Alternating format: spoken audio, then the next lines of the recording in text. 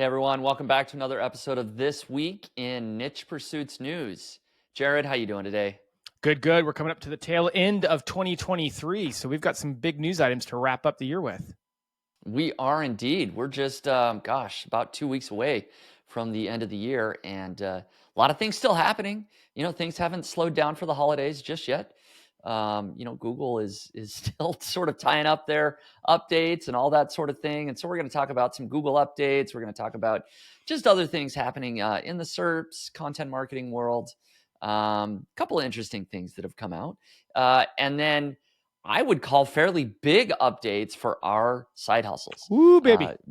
Both of us have been working on the Amazon Influencer Program. We talked about it, I think, the last 2 weeks already. We're going to talk about it again because it is Christmas season and there's a lot of buying going on Amazon right now.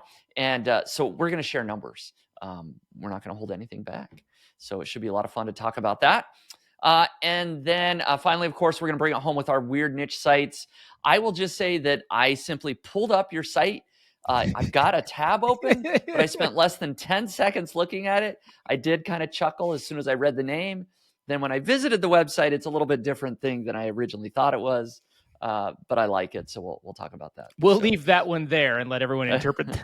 We'll leave it there. Yes, a little tease. So maybe I'll say what a lot of people listening might have the same initial impression when I read out the URL.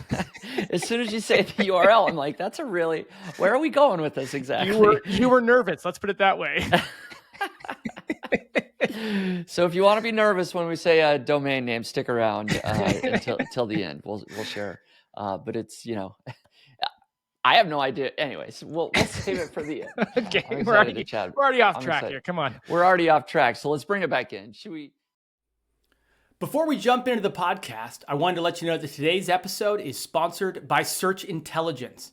Here's a short clip of Ferry from Search Intelligence showing you how their agency built digital PR links to a client's website. This campaign got us big links in websites such as Lifehacker, Wales Online, Daily Record, and about 20 other news websites. Let me show you how we've done it. We knew that people will be flying a lot this summer, and we knew that journalists will be writing about this topic a lot. So, on behalf of our client, we put together a nice guide about how to fall asleep on the plane. Then we use Muckrack to find journalists who write about travel. Then we put our advice in a nice email and send the tips to the journalists. Within just a few days, the links started landing, securing our client natural placements in really big websites, just like this, and this. This is a great example about how you can leverage seasonal trends to earn links to a website. Anticipate what journalists want to write about at all times and give them the stories that they need. They will reward you with some great, juicy links. I hope this is helpful. If you want similar link building PR campaigns for your website, head to search-intelligence.co.uk and get in touch with them now. Should we get real serious with Google throwing down the hammer with their updates? There's no way to bring it back to reality better than to say, oh man, Google just finished another update, which they did. So let's share that. The November, I guess it's the November, right? Google Reviews update has just finished, right? And so we've got an article here, Search Engine Land, basically just reporting that, hey, the Google November 2023 Reviews update is now done, rolling out, okay? And this supposedly is the last time that Google is going to confirm a Reviews update, right? Meaning that in the future, it's just going to be part of core updates, right? They're going to kind of tweak their specific review algorithm, if you will. But that is now complete. How long did it take? Does it say how long it took to do that? Let's see. It started November 8th, I believe. November 8th. So over a month. Yeah. So a month and a week. A month and a week, almost exactly, to finish rolling out the Google Reviews update. Not that it's relevant, but the last two updates have completely broken from the typical 2-week average to balloon to well more than 4 weeks each. It's interesting. I don't know what that means or why.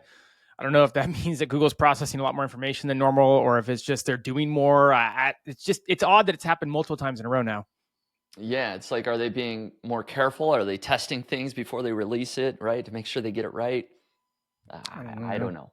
But you did find an interesting article here on qsqi.com, which of course is Glenn Gabe, that had a little bit more in-depth, sort of analyzed the long-term impact of Google's review updates and what this could mean for sites impacted by the helpful content update.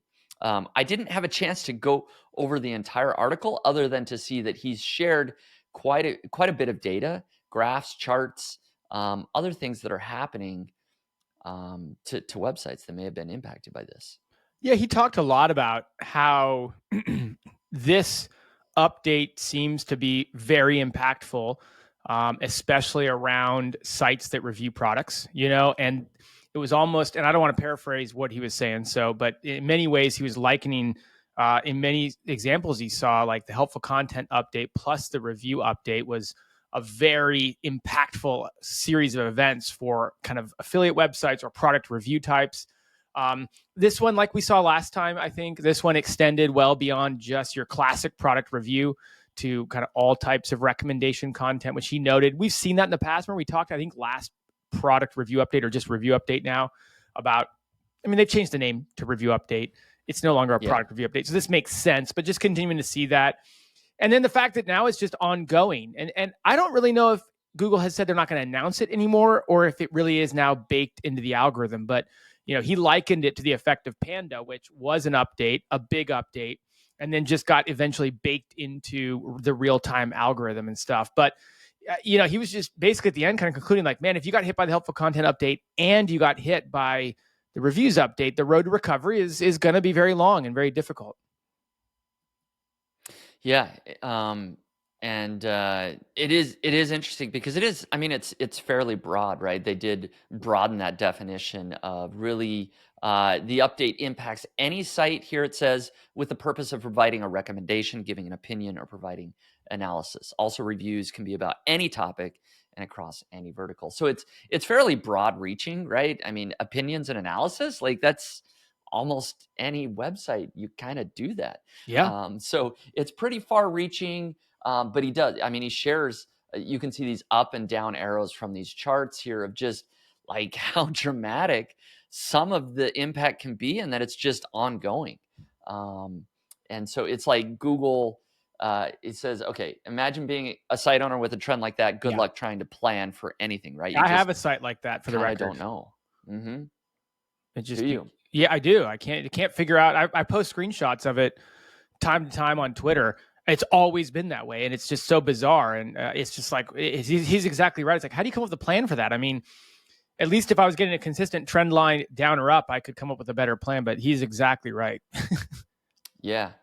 So I don't know what the takeaway here is exactly, other than if you have a site that does a lot of product reviews or just reviews in general, you need to kind of maybe dial into what exactly is baked into this reviews update and maybe review some of that if you're seeing a lot of volatility or downward trending for your site. Yeah, I wonder if going forward, if Google has placed and you have it on the screen right now, a little bit of where Glenn Gabe goes into it. I'm going further than this, or further than he did. But, do we start to get in a situation where once Google has classified your site as unhelpful, right? That's how they refer to it. If once you get into that, are you now more susceptible in other updates? Are you now more susceptible in core updates? Does that classifier extend through? Yeah, it's just thinking out loud, but certainly this helpful content update and the fact that it's a site-wide classifier could change the way things work for all these other updates going forward. Yeah. I feel like we need some good news from Google. Is what we need with all these changes. It always feels like, oh man, we got the helpful content update, we got the reviews update, that just finished, and actually that could be good depending. Some people agreed, perhaps did well in the review update. I don't know if this is good news per se, but Google has said, or people have noticed now that the Google how-to rich results are returning to search potentially. Right. This is we'll hop over here to an article on SE Roundtable. Barry Schwartz, of course, is writing about this. Just seeing, providing. Actually, again, it's from Glenn Gabe, who shared what Glenn's he found. heavily featured in this week's podcast. Yes. Glenn says that I'm seeing them return for a number of sites across both mobile and desktop, although I can reproduce on desktop much easier than mobile, right? And he's sharing some screenshots that appears, right? Things dropped. I don't know if I can see the dates on this. Okay, on like September 14th, right? The rich snippets dropped out of the results, and now it appears that they've come back sometime in early to mid November. So I don't know if you have any more thoughts on this, Jared. Well, we've been seeing this happen across a number of different structured data types. I mean, I think it was announced in the summer. The FAQ snippets were pulled. The how-to snippets were pulled. Can't remember at this point if they were announced at the same time. Something tells me they were, but I don't remember that for certain. I remember we saw the FAQ snippets disappearing much more rapidly than the how-to snippets, but then they were gone in mid-September in this example. They started reappearing. And it's one thing for them to be reappearing in the SERPs, but these screenshots of Google Search Console reporting them reappearing mean that kind of Google's communicating that to us, like, oh yeah, they're here. That's not just a new SERP feature that it looks a lot like the how-to snippets. They're back. So yeah, there they are right there. You got your filter up in the upper left. That is the how-to search appearance, and so that's Google telling us that that's the how-to snippets right there, getting clicks to the website. Yeah. And for a reminder of people that don't remember what that might look like, right? Here's just another screenshot. But yeah, I mean, it looks like some of those, I mean, clearly we're seeing the Google Search Console results that the how-to rich snippets are indeed coming back. So take a look at that, check your Google Search Console, see if you're getting any results from that, and see if there's any way that you can optimize for that a little bit better on your site. Man, I'm glad I didn't go back and rip all my how-to and FAQ snippets out of off my site. Yeah. You'd have to just double down and do all the work over again, right?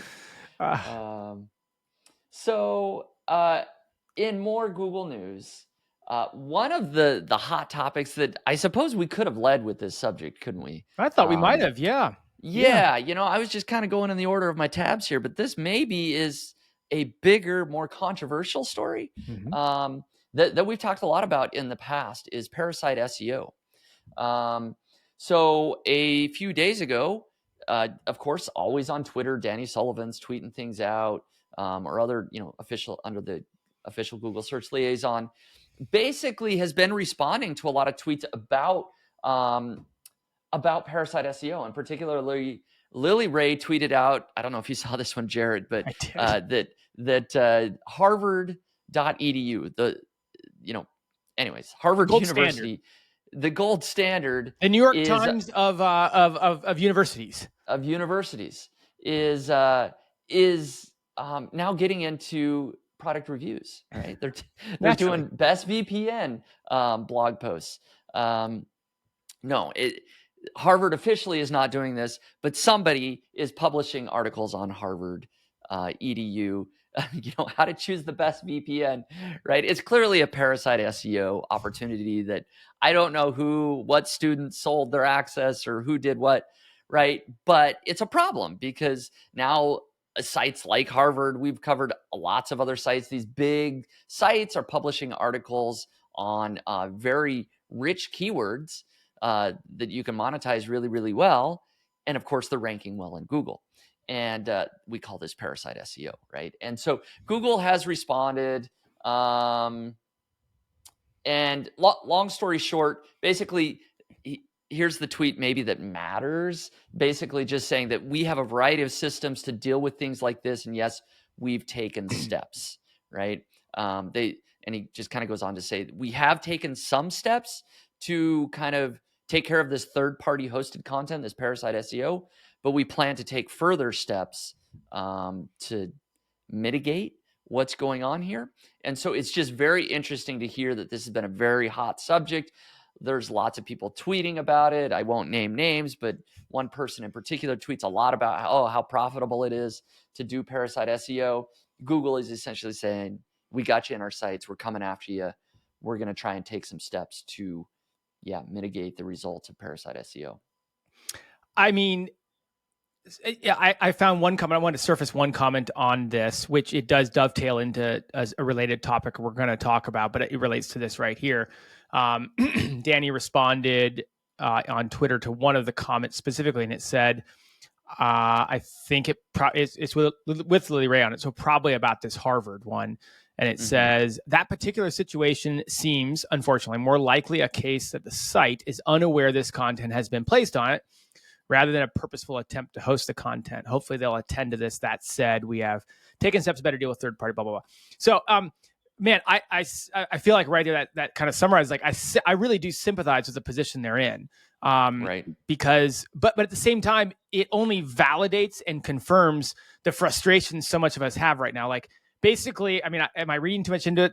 Correct me if I'm wrong, but basically, Danny right there is saying that Google puts a massive priority on sites that have high authority, and they can kind of do whatever they want. And even when they don't do what Google wants, they basically, it's like, oh, you didn't mean to, so whatever.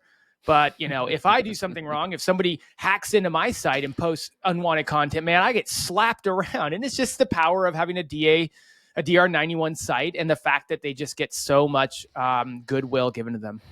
You know, this is such a big deal when you think about how Google was founded and the original algorithm was written, right? The phrase PageRank came from Larry Page's last name. It was called PageRank because of his last name. And essentially those sites that had more authoritative links, like Harvard, right? Everybody links to Harvard. Their site is powerful. It's trusted, right? And so content or links coming from Harvard get a green light, get a pass. And exactly. That's worked really, really, really, really well, made Google into this multi-billion-dollar company.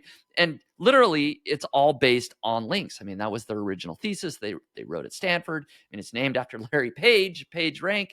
Have all sorts of patents surrounding this. But now we're getting at the very core of that algorithm saying, this doesn't work, right? Harvard, that's supposed to be trusted, is being taken over by who knows who, a student, somebody hacked, somebody did whatever, and your Google is still ranking, giving preference to this type of content purely based on the domain name. So how do they fix that? Boy, that's up for Google to figure out. They're going to have to do something monumental, right? Yeah, you would think so. You could actually hold large sites accountable for content. VPNs are not within their topical authority. No. Right. You could, right. We could really just go down the rabbit hole here, but I mean, you're exactly right. Like, something has to be tweaked in terms of the priority they're given to high powered websites, because the very trust that they put in them is being taken advantage of. And I've said this for a long time, that Google should, I mean, they're not listening to me, but like you mentioned, Google should look at the niche of a website, right? What is this website an authority on? What specific topics are they an expert on, right? So I have a website about running, marathon running. So if I write about marathon running, half marathons, 5Ks, training, shoes, that's great. That's perfect. Google should give that site some sort of preference when I write a review on the best marathon shoes. But if Harvard writes a review on the best marathon shoes, it shouldn't be given preference. So right? what if Harvard says, well, we have a running club and it's an important topic for our students to know and understand? Well, that gets a little more complicated. If they were to truly go about, like, if the coach of the Harvard Running Club wrote a bunch of articles and they started to establish themselves, right? But if you got these one-off, like, best VPN articles or one-off best marathon shoes, like, no, Google should be smart enough to figure that out. And I know you're trying to throw me a curveball here. I'm Jared, just trying to throw you a curveball. You know how I feel about this. Yeah. But, like, I believe strongly in the power of niches. And what's funny is that I know Danny Sullivan and others, John Mew, have sort of said they hate niche websites. I think they're going to end up eating their words. They're going to have to. Mark my words. I think niche sites, like, the power of, like, you are an expert blogger on this particular food, this particular country, this particular hobby, this particular recreational activity, this particular product. Like, you can be an expert on a very small niche, and that's who should be ranking well for those topics. I'm super curious to see how they actually solve this.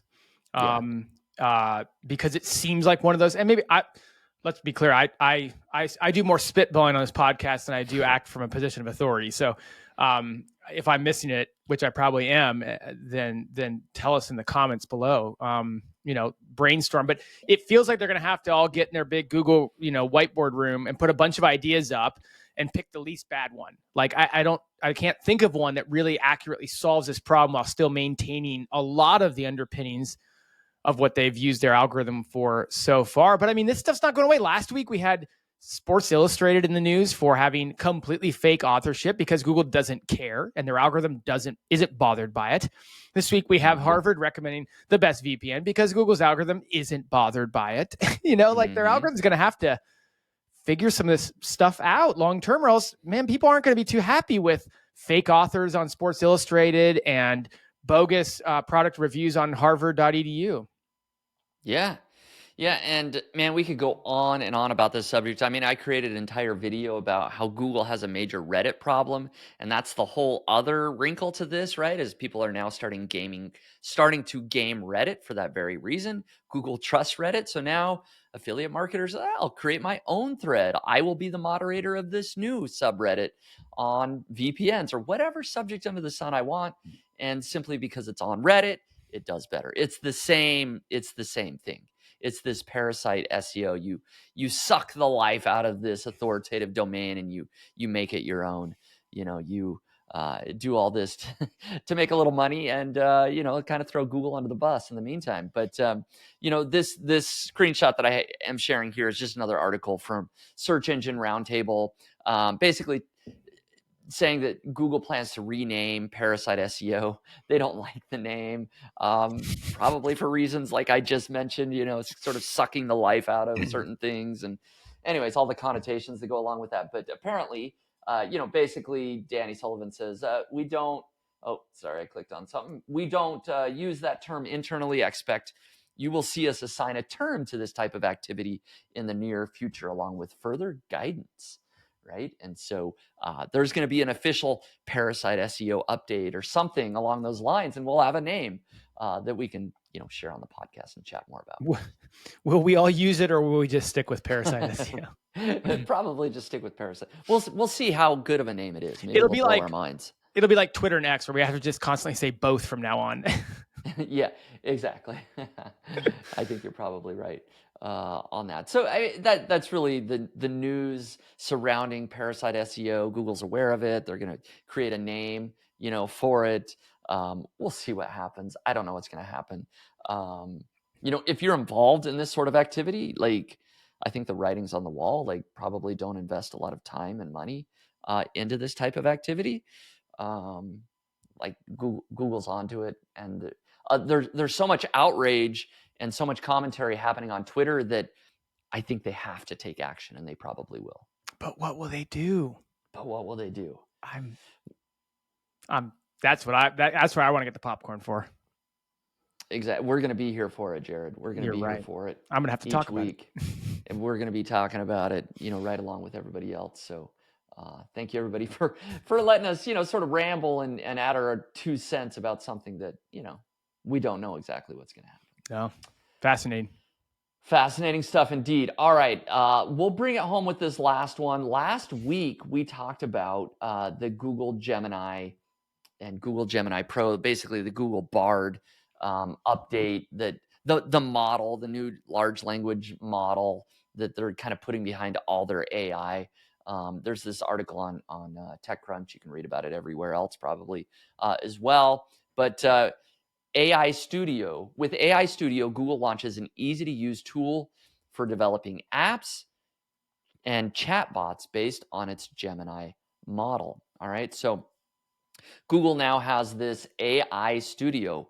It was previously known as Maker Suite, but they're rebranding it, I guess, to be called AI Studio. It's a web-based tool for developers that with the Gemini Pro and Gemini Ultra next year, you can quickly develop Gemini-based chatbots, right? You can get API keys for your apps or other apps, right? So I guess similar to kind of how OpenAI, like you can get an API key and you can implement it into tools. But I haven't read into this too much. I don't know if they make it easier for you to actually build tools, or it's really just, hey, you get your API key and that can power whatever skin you build for your own chatbot or your own little tool. I took to ChatGPT to ask it more about what I could do and give me some examples of what I could create with AI Studio.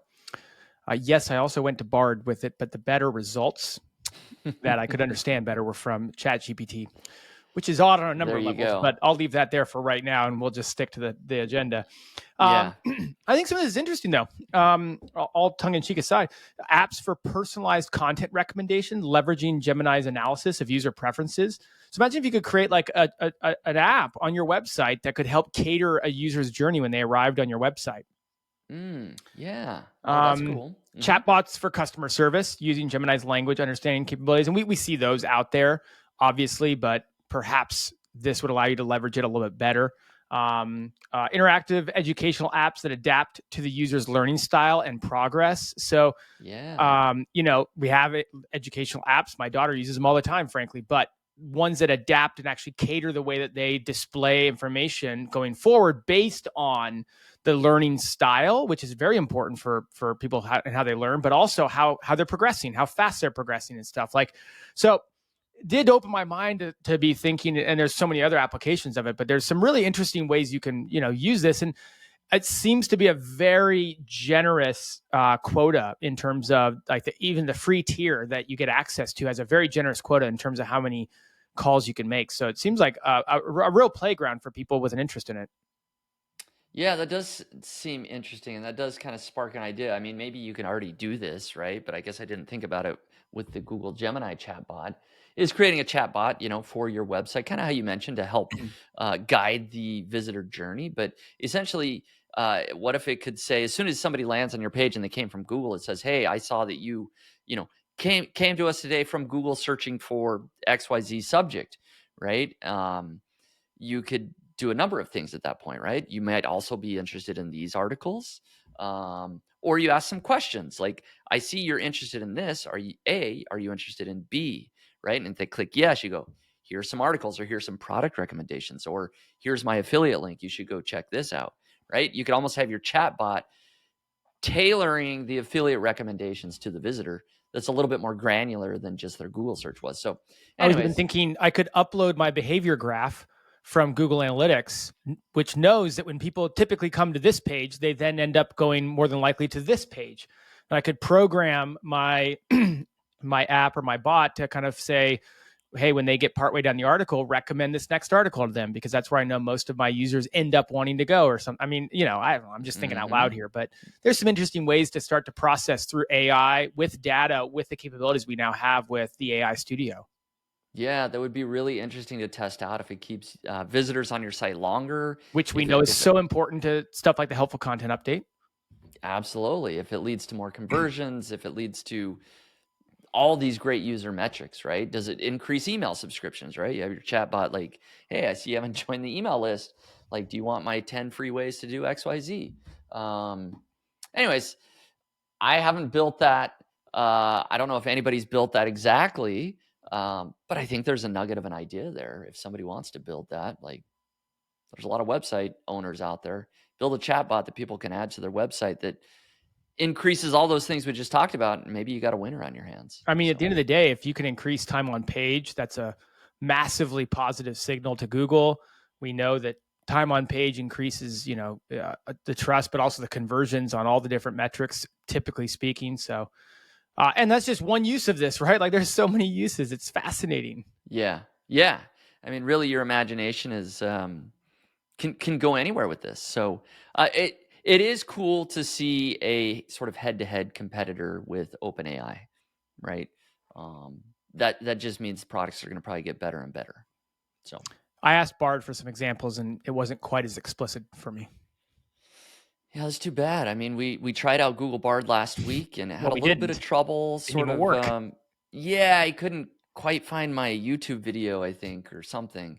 That's right. I could never confirm who owned that Niche Pursuits YouTube channel, I think. Go figure. They got some work to do. They got a little work to do, but maybe they'll get there. Yeah. Like you said, it's good to have more than one horse in the race here, you know? Yeah, I think so. I hope you're enjoying the podcast so far. Just wanted to take a short break and remind you that today's episode is sponsored by Search Intelligence. I've got a short clip from Ferry at Search Intelligence showing you how their agency built digital PR links to a client's website. What a crazy campaign. How to Sleep on Your Back. This campaign got us links in Huffington Post, Glamour magazine, Mirror, and lots of other great news publications. Let me show you how we've done it. It was so simple. Our sleep client provided us with expert commentary about how to train yourself to fall asleep on your back. They also gave advice on why it's best to sleep on your back. Once we've had this information, we went to Muckrack and searched for journalists that consistently write about sleep and well-being. We've sent these journalists the advice provided by the client, and within 1 day the links started flowing in. Glamour magazine, a DR81 website, picked it up. Huffington Post, DR88, Mirror UK, DR90, a massive avalanche of links blasted to our client's website with this simple yet effective campaign about how to sleep on your back. I hope this inspires, and I hope you'll use this technique to land massive links to your or your client's website. Are you looking for similar link building PR campaigns for your website? If so, just go to search-intelligence.co.uk and get in touch with them today. So we have been doing, you and I both have been spending a lot of time, or I don't know if time is the right word, but I've been sort of anticipating my daily results every time I get up in the morning. I check my Amazon influencer Who would have earnings. thought? Who would have thought? You know, I'm checking that almost before all my other stats at this point. It really is. Before November, I checked it once a week, probably. And now I check it like I hate to say it, I check it by my bed when I wake up in the morning. It's just like... the alarm goes off, you know, before you put your slippers on, you know what your Amazon influencer earnings are. Man, it's that time of year, I guess. It is that time of year. I mean, we've been talking about this a couple of weeks, of course. We talked about Black Friday results, and those were good. But my results, and I'll just start with my results, have just gotten better and better and better throughout December here. It's been fascinating to watch because I can see what people are buying as well. And I can see that, yeah, they're definitely buying Christmas gifts, right? And I can see a couple in particular that, okay, I could see why that would do really well around Christmas time. And so just to lay it out there, I am now, for the last 30 days, I'm just over $5,500 in earnings, which is huge. I think last time I shared my earnings, did I share it last week? I can't even remember. Anyways, I think we shared like specific Black Friday daily earnings, I think, but nothing about like a 30-day average, if I remember correctly. It was a lot less, right? So, boy, for December, like I see no reason why it won't crack $6,000 in earnings. Like, I think that's very doable. My last 2 days have been over $500 per day. So that's crazy.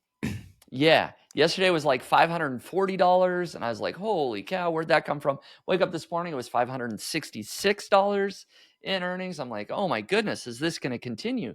So we will see. I think it is going to continue at least for a few more days until people aren't able to buy stuff that will arrive on their doorstep by Christmas, right? So that's the next few days. I think it's going to start to sort of peter down. I did a YouTube live last week with Thomas, who came on the podcast back in June about the Amazon Influencer Program. And he came on, I had him on to really analyze, which I want to talk to you about, my Black Friday sales. And he kind of was really highlighting like, yeah, you could have done better if you had done more videos throughout the course of the year that were on gift type items rather than household type items. And that was a big coming to know I didn't think about, but he kind of outlined. But he also said a very infamous line, just kind of off the cuff. And he's like, yeah, but don't worry, your earnings will continue to go up until December 23rd. And I was like, well, no, they won't. Black Friday's over.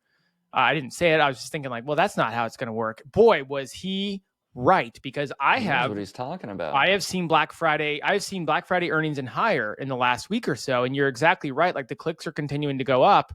And so it's fascinating because now I'm all in. I believe that it will continue to go up until we get to that day, exactly like you said, where they'll no longer be able to arrive by Christmas. And then I think we'll probably drop off a cliff at that point.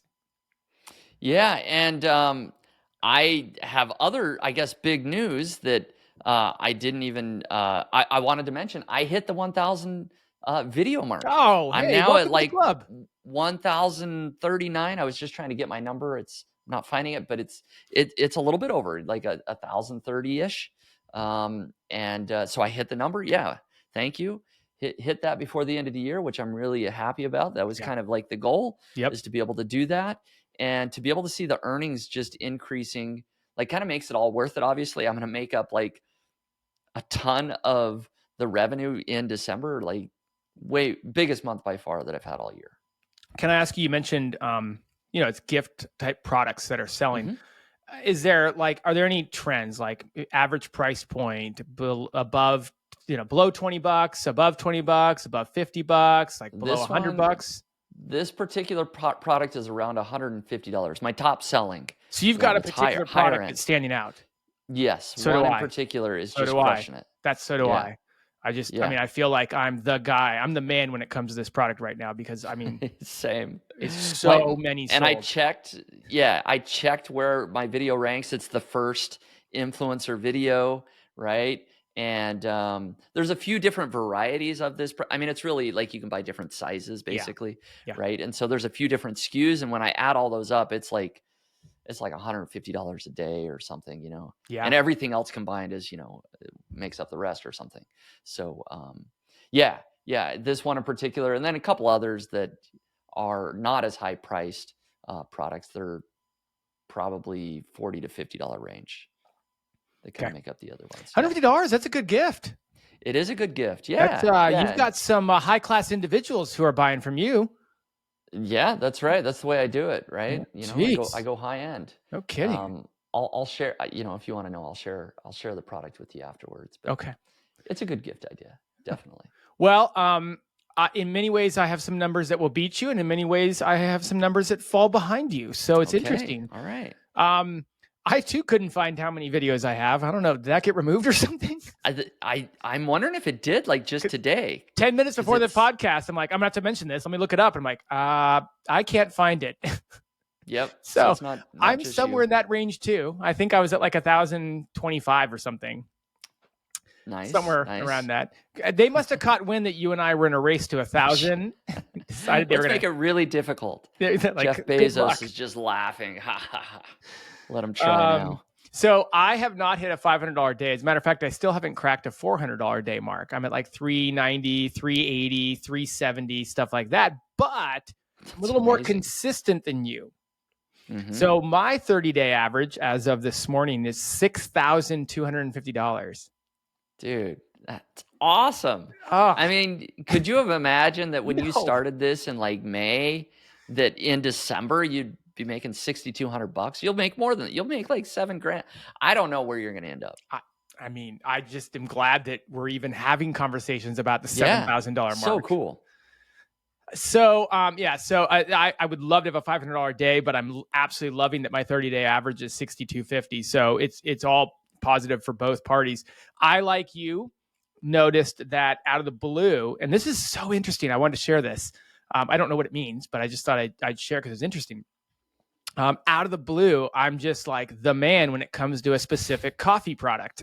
And so like you, that's just what I'm selling. It's about $75 coffee product. And coffee is a niche that people, first off, a lot of people have it every day. And then there's a subset of those people that really, are really interested in really good coffee and, really specialty types of coffee and this kind of stuff. So it kind of makes sense. But get this. Remember how I was up in Lake Tahoe just last month in November, and I shared that I filmed a couple of videos while I was up at the cabin there? Yeah. It's one of those videos. Is that right? It's one of your recent videos. It is a video that is less than a month old on a product that I don't own, and I used all week at the cabin and then filmed a video about it on the last day. Wow, that is so cool. That's fortuitous. Man, thank goodness I did. Yeah. So it's obviously it's really fun to talk about this time of year because, boy, we've had a lot of podcasts where, again, I'll just remind people, like, where we were definitely not excited about the way things were going. That is a good point. There was a couple of months there where it's like, where did all my clicks go?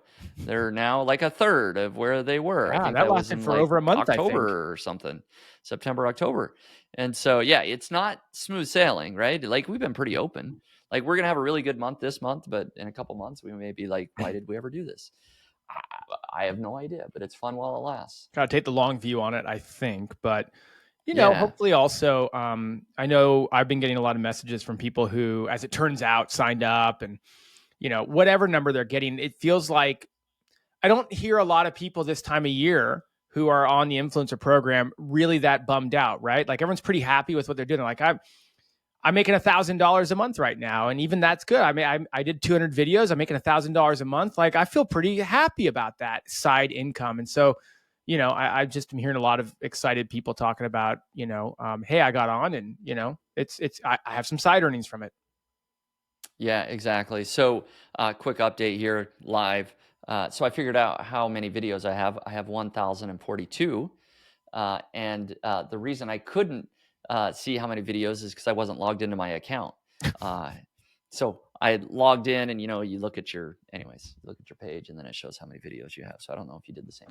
All right, hold on. Let me see here. I'll try to do this in a moment too. Yeah, in the moment, and while you're doing that, I'm just looking at other products that are selling well. Well, I should look at total commission. I can see there's another product I'm selling a ton of, but I've only made like $20 in the last 30 days. So I'm making like, it must be like 18 cents. a super cheap. Yeah, it's I mean, it's like $15 or something for the product. So once you start getting those higher priced products, that's really where it starts to come in. Gonna have to wait a little bit for me here. I'm in my wife's Amazon account right now, so that's not gonna work. See, that's probably your problem. Well, we can post it in the show notes. There you go. Yeah, put it in the show notes. if you don't find it in time. My wife currently has 0 influencer videos in her account, so I can actively report on that. Need to get her after that. Yeah. But my second highest selling revenue or commission product is also like $150 product. So wow, it really is the higher priced products that are making up the bulk of my commissions. Yeah. So yeah, it's interesting. I mean, obviously, I've mentioned this before, and I think it's similar for you. You and I were going back and forth probably over the weekend a little bit on Messenger about like just how unstrategic we've been with which videos we've gone after. And there's a whole another side of this game that's very strategic about buying products and making videos and stuff. So if you're listening, not that it's, not that you should take my word for it, but like these are the results Spencer and I are getting with about the least strategic approach you can take. I'm sure our earnings would be way higher if you and I had put any effort towards picking, strategic products to review. I think there's 2 lessons there with what you just said. One is, yes, you could be more strategic and you would probably do better than us. I 100% agree. But number 2, we just got started and we didn't come up with a master plan. We just took this shotgun approach, and that's way better than not getting started because you don't have the perfect master plan in place, right? And we talk about this all the time. Like just taking action is better than no action. Yes, strategic action is better than just action, but maybe it's baby steps. You got to get there eventually. MVP, minimally viable product. Get it out there, see if it's going to work. And if it works, then do the strategy on it. 100%. I agree. Should we bring it home with our weird niche sites? I think so. I don't think I'm gonna be able to figure out how many videos I have, so we should just move on. We'll just have to trust you. I'll you know what, Spencer? I'll give it to you. I think you're ahead of me. Ooh. I think my back of the napkin math says you're ahead of me. Yeah, I have posted a lot this week. I had a big backlog that finally just got them out. I think I'm gonna slow down again. I do it in chunks. Upload 100 videos and then do nothing for a few weeks. We were like 250 last time. It was some obscene number. Yeah. So it happens. So whatever. It works for me. Okay. Let's get to our weird niche sites. These are going to be fun. These are going to be a lot of fun. I'm excited to talk about yours. I haven't seen yours at all. I just am going to the agenda right now for the first time. Yeah. Well, without further ado, maybe we'll just bring mine up. Have you ever tried to keep score with like, I don't know, an online competition or e-gaming, right? Where you can be streaming and you're probably playing, I don't know, what's the latest game that you could be playing, where you're keeping score and you want a scoreboard. Well, that's the problem that this website solves, is that you can keep the score with any sort of challenge or competition that you might have going on. And so it is keepthescore.com. Scorekeeping made simple. You can track points for competitions, sports, and events. Share the live results via link. You can try it out. You can get a free trial, right? And they give some examples, right? You can have an overlay on whatever you're streaming, whether that's a live event. I mean, they have a picture of a soccer game, right? But it could be video games. It could be other sports. It could be any type of event. Works on any device, works in classrooms. Look at this. It's the website's very well done. The website is very well done.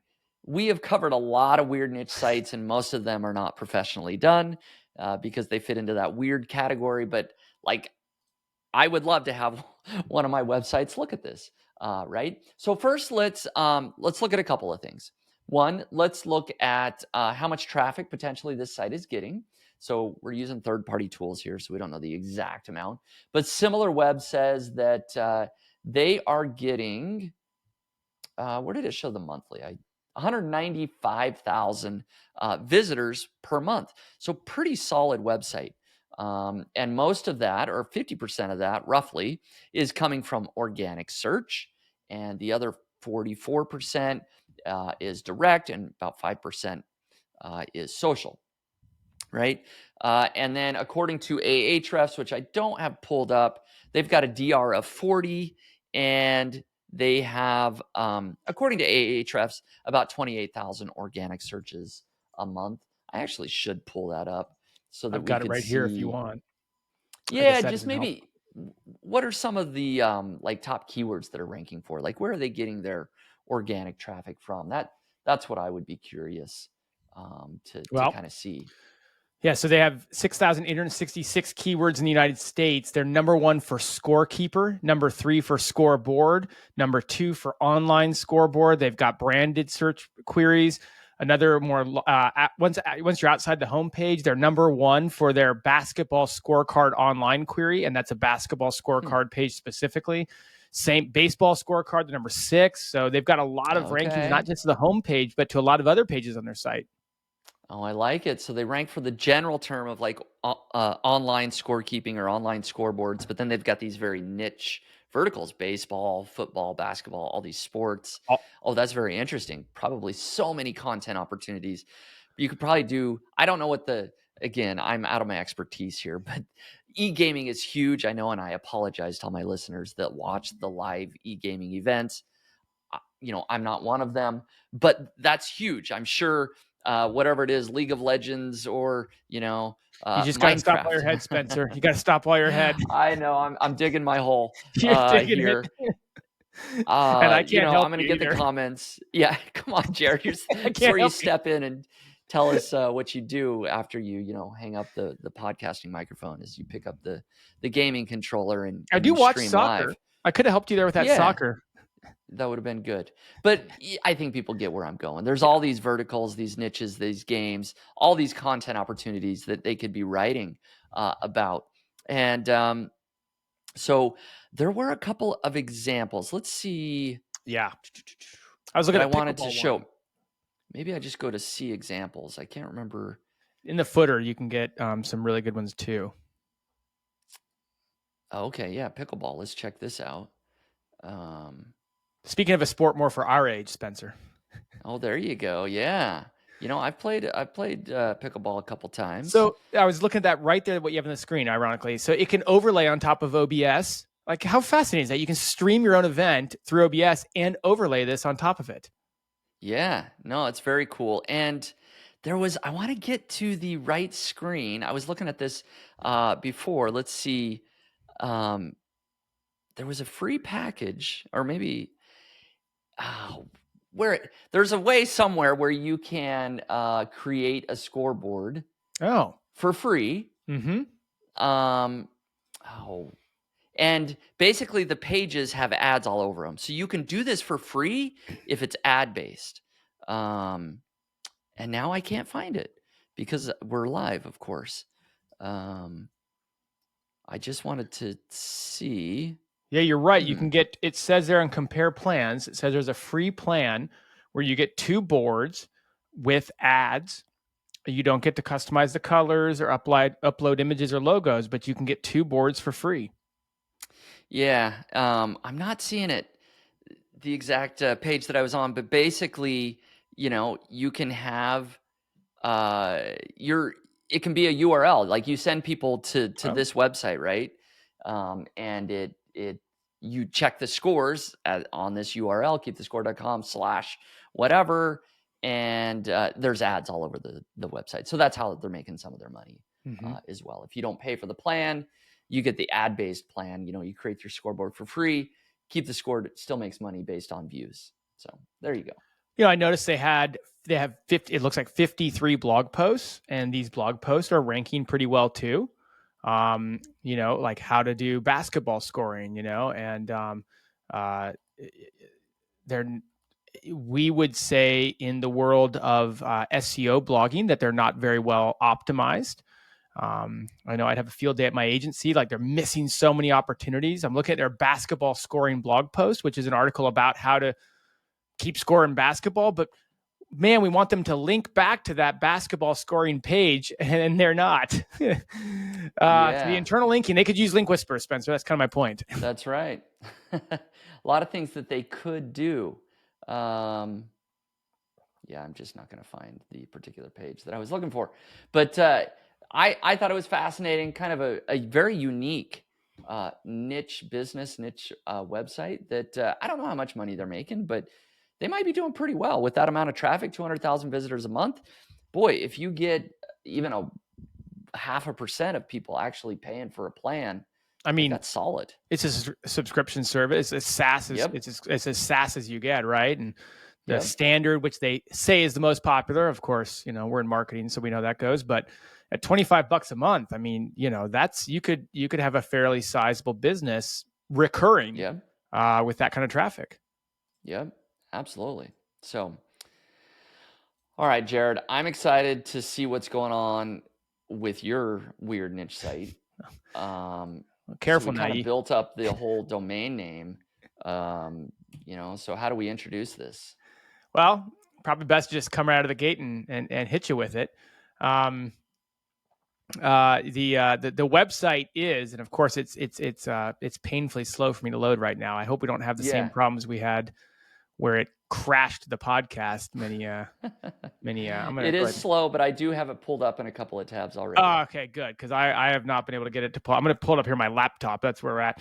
But I digress. The website is beltchecker.com. Before you make any premature judgments, we'll go ahead and get into what the website is about here. But okay, you have it up on the screen. Checker. I have it up on the screen, and I'm like, I don't know what that means. Like, I guess I have belts. I need them checked. I don't know. The site was shared with me by a Niche Pursuits listener who, I will pull up. They had a great comment about the podcast, Spencer. So let me pull that up while we're sitting here. But yeah, so Belt Checker is the site for BJJ practitioners. Now, if you're like me, you're like, okay, what is that? Well, that's Brazilian Jiu-Jitsu.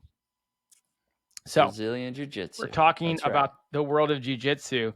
And basically, it's a site you can create a profile and comment and rate on each other's legitimacy about, basically, you can enter your belt promotions, your competition history. You can even track your injuries. And so it's like, at first I'm like, well, okay, so this is this kind of cute little niche site that, but they have just thousands of people that are taking part in this and that have uploaded their situation wherever they're at. So a couple of the stats on it. It is a DR46, so fairly substantial. It is ranks for over 10,000 keywords, gets around 3,000 organic traffic. It has over 18,000 indexed pages. I mean, my goodness, it is pretty phenomenal. So you're on the back end there where you can see, and just would love to hear your thoughts about all the different sorting and sifting you can do. And then I have a couple of thoughts about how this relates to some of the things we've talked about with the HCU of late. Wow. So registered profiles by date, right? You can see that they're starting to approach, they're just over 30,000 registered profiles, right? So that many users, they've got them ranked, right? Okay, most viewed profiles. These are people with the most experience, or I don't know exactly what it means. We've got verifications. Okay, so number of matches. You can input what matches you've been involved with. And I assume if you won or lost, and maybe some of the stats surrounding that. Really fascinating. And so you can slice and dice all the user profile data. And then I guess, do you reach out to them? Is there a private forum? Is that the idea? Is you kind of, So there's a big, you kind of like, hey, give me a tip. You're a black belt. I'm a white belt. What do I do here? I didn't register for the forum, and I apologize. I can't get the site to load on my web on my site. Yeah, it's super slow, so I don't know that I'm going to be able to get to any other pages. There, I finally clicked over to. I had clicked on matches, so we can see them. Total matches in the system is 19,494.